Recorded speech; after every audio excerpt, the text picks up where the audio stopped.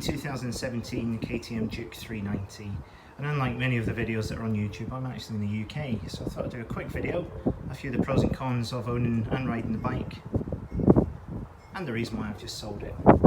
So for the model year 2017, KTM completely redesigned the bike, a little bit more output out of the engine, but also put a lot more technology.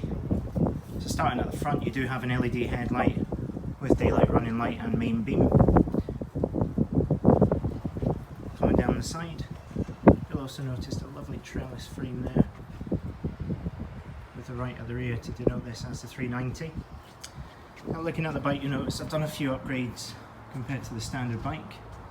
I did put a tail tidy on there, which, as the name suggests, tidies up the rear end there. I've also put a Ginelli slip-on exhaust. I did try a decat, but the bike is actually quite loud just with the slip-on there, so the decat, I don't know how other people get away with it, but I certainly can. Put a nice tank pad there, frame sliders, bobbins of course. But overall, mechanically, the bike is standard. Now 600 miles, had to get a run-in service done at Drysdale in Perth, where I bought the bike brand new. It cost just under £200 for it, which I thought was quite expensive.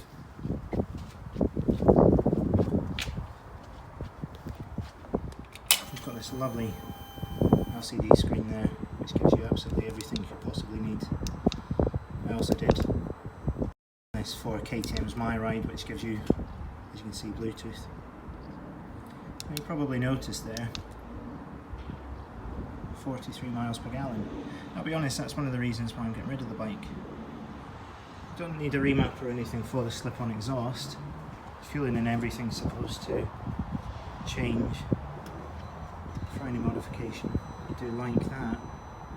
I've never had more than 50 miles per gallon out on this bike, even doing 60-65 miles per gallon, miles an hour on a run.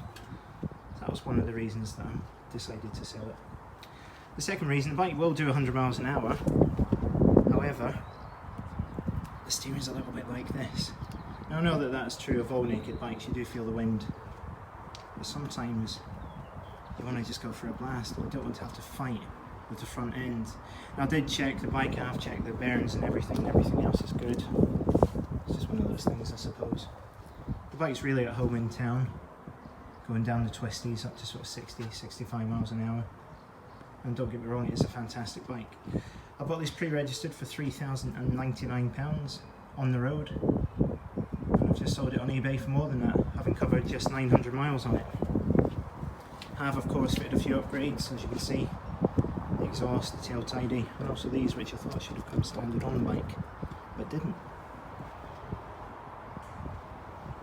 So there we go, that's pretty much the reason why I'm selling. It's a fantastic bike, at home, in town, on the twisties, but on motorway, 70 miles an hour plus, it does struggle a little bit. Fuel consumption is terrible above 75 miles an hour, and the wind blast is, it's just uncomfortable. Lovely bike, great to look at, sorry to see it go, but glad I had it for those 7 months, and also glad that I made money.